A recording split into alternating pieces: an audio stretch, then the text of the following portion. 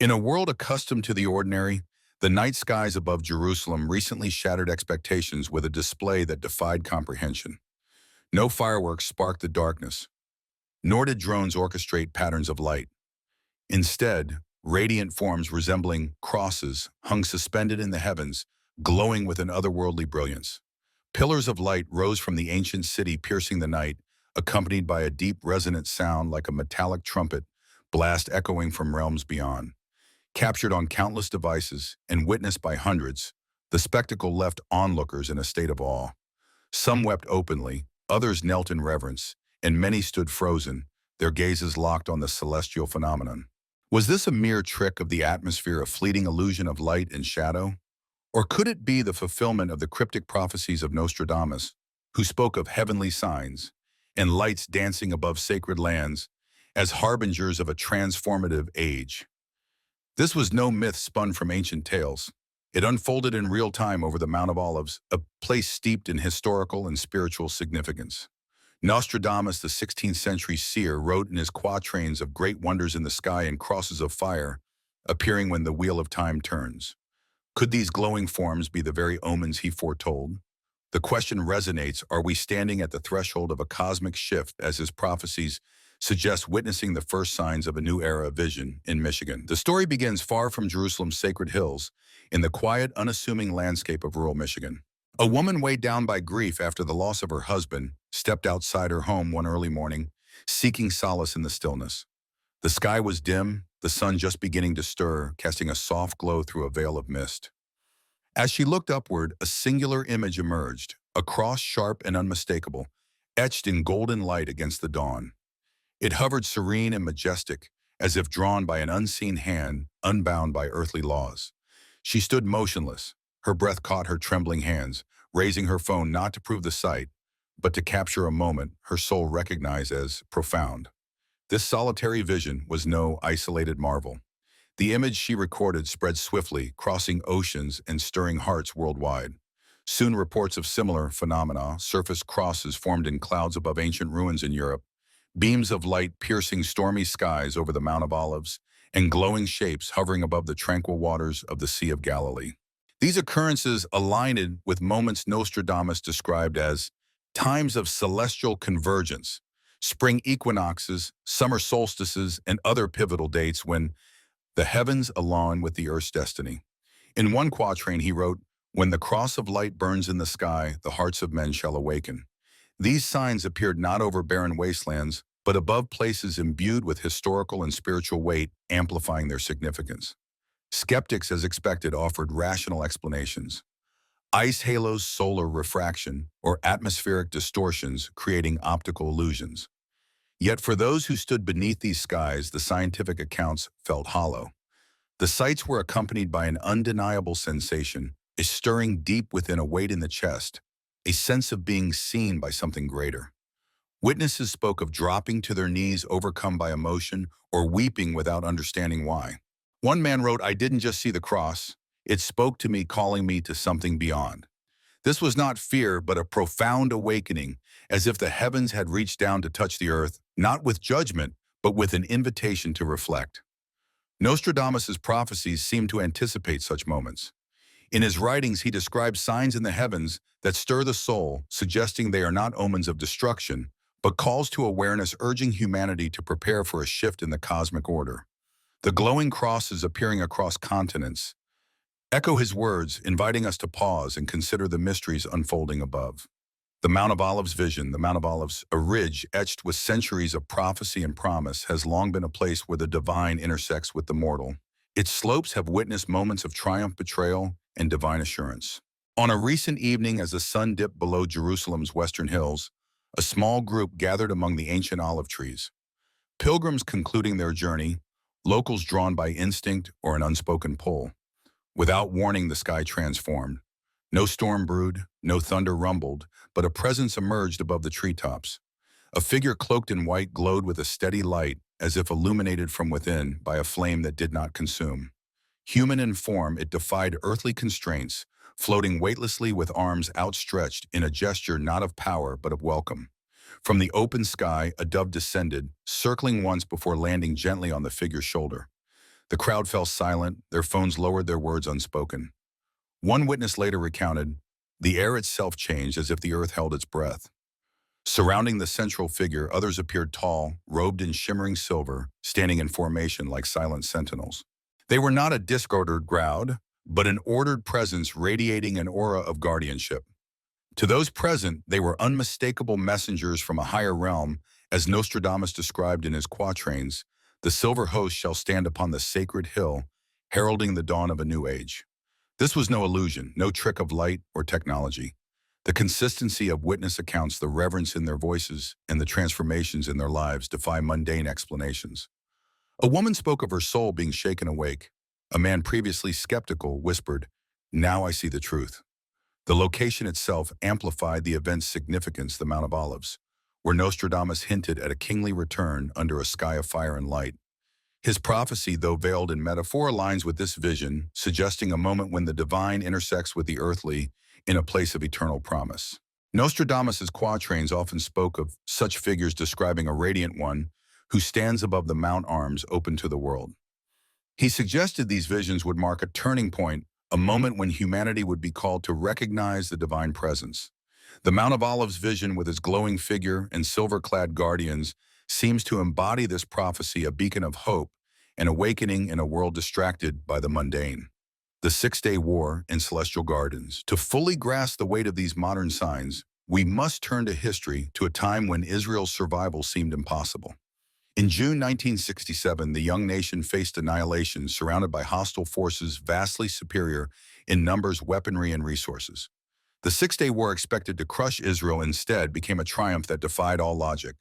In mere days, Israeli forces not only defended their borders, but reclaimed Jerusalem, a city long divided and revered. Enemy tanks halted inexplicably, commanders reported confusion and hesitation, and some soldiers fled without orders. A captured Egyptian soldier spoke of great beings in white blocking their path, instilling terror that paralyzed their advance. Israeli soldiers shared stories of unseen hands guiding them through treacherous terrain, voices warning of ambushes, and sudden mists concealing their movements from enemy eyes. These accounts, whispered among the ranks, pointed to a presence beyond human strategy. Nostradamus, in one of his quatrains, wrote of a holy land defended by unseen warriors when the crescent and star align against it. This prophecy, often linked to the 1967 war, suggests celestial intervention, with guardians of light protecting the sacred land. The name of a great protector, perhaps an archangel, surfaced in soldiers' tales, echoing Nostradamus' reference to a mighty spirit standing with the chosen. Ezra Wiseman, a commander during the war, and later Israel's president, was asked how such an improbable victory occurred. His response, "The hand of fate carried the weight of a deeper truth." The events of 1967, like the signs in today's skies, suggest a force beyond the material, aligning with Nostradamus' vision of divine protection in times of crisis. His quatrains speak of a time when the holy city is reclaimed under a sky of stars and light, a description that mirrors the miraculous outcome of the war and the celestial phenomena now unfolding. The stories from the Six-Day War are not mere anecdotes, but part of a larger tapestry of divine intervention, as Nostradamus foresaw. He wrote of warriors unseen who shield the chosen land, suggesting that moments of crisis would reveal the presence of celestial guardians. These accounts, coupled with the modern visions, point to a continuity of divine presence, a thread woven through history and prophecy that binds the past to the present. Trumpets in the sky across the globe, from the ancient streets of Kiev to the modern sprawl of Chicago, from Jerusalem's sacred hills to Berlin's urban heart, strange sounds have echoed from the heavens, low metallic tones like ancient horns growing louder and more frequent. Described as angelic harmonies or deep resonant growls, these noises defy explanation. In Jerusalem, residents have been awakened on multiple nights by trumpet-like blasts with no discernible source, neither aircraft construction nor weather phenomena to account for them. A rabbi in the Old City likened the sound to the call that shook Jericho's walls, evoking a moment of divine intervention from history. Nostradamus wrote of trumpets sounding from the heavens when the great wheel turns, a prophecy tied to moments of cosmic significance.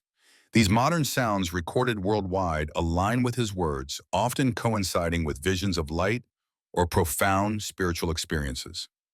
Witnesses speak of feeling the sounds in their souls, a vibration that speaks to the heart rather than the ears. One woman in Jerusalem described the sound as a call to awaken, as if the heavens were singing to the earth. Another in Chicago said, "It wasn't just noise. It was a message urging me to look up." Skeptics point to tectonic shifts, skyquakes, or military experiments as possible causes, but these explanations falter against the spiritual weight of the phenomena.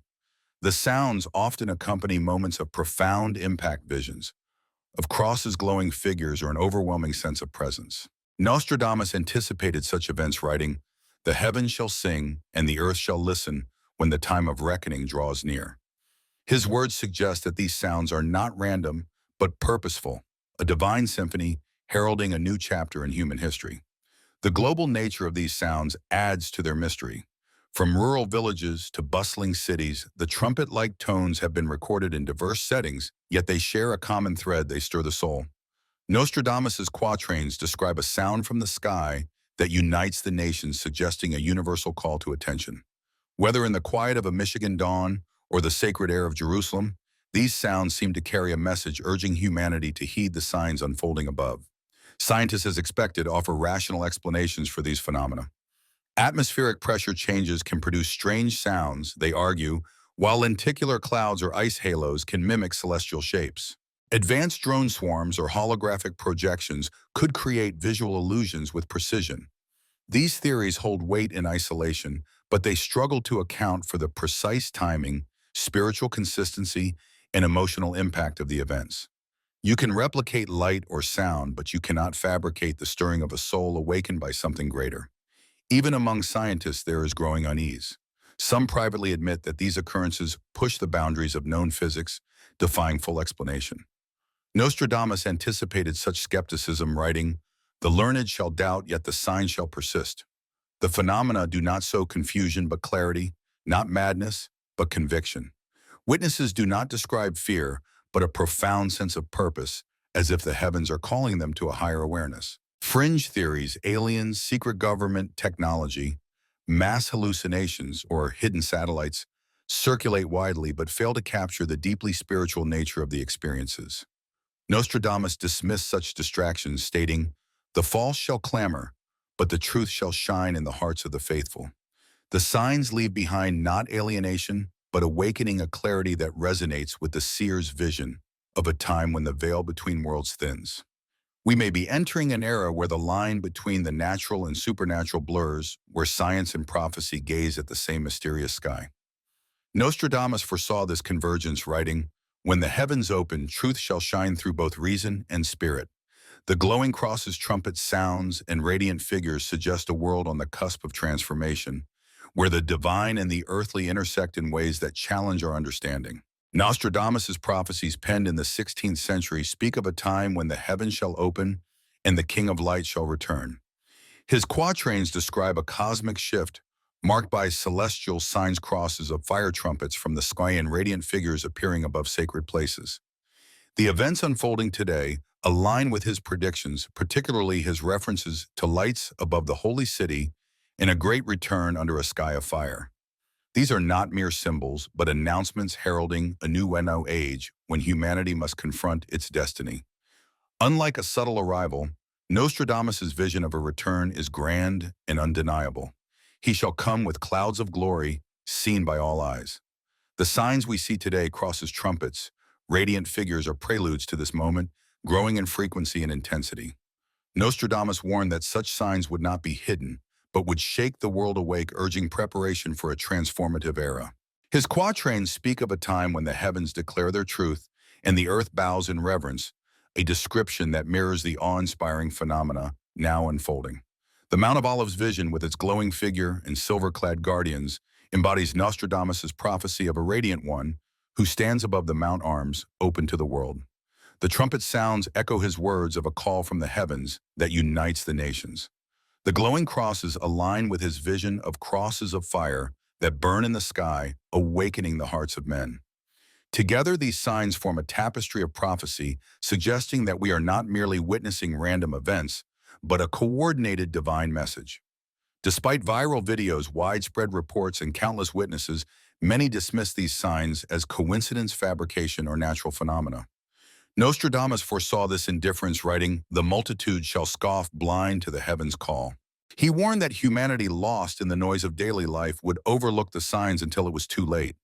Yet he also spoke of a remnant who would heed the call, their hearts stirred to action by the visions and sounds from above. The glowing crosses, trumpet blasts, and radiant figures are not meant to terrify but to awaken. They pierce the fog of distraction, calling humanity to reflection and preparation. Nostradamus described these signs as invitations from the heavens written in light and sound. They are not omens of doom, but beacons of hope, urging us to look up and consider the mysteries unfolding in the skies. In every age, humanity has been warned, and in every age, many have ignored the warnings. Today, as videos of celestial signs spread across the globe, a great portion of the world shrugs and looks away. Nostradamus anticipated this, writing, "The blind shall walk in darkness, but the seeing shall rise to the light." The signs are not meant to frighten, but to stir, to shatter the silence of complacency and call us to a higher purpose. The heavens, as Nostradamus wrote, are a canvas for divine messages, written in light and sound for those willing to see by us. These signs are not the end, but the beginning, the first rays of a new dawn. If the sky were to split and a king of light descend as Nostradamus foretold, would you recognize the moment? Would your heart be open or closed? His words echo through time. The heavens declare the truth and the skies proclaim the work of destiny. The signs are here, inviting us to listen, to see, and to prepare for a world on the cusp of transformation.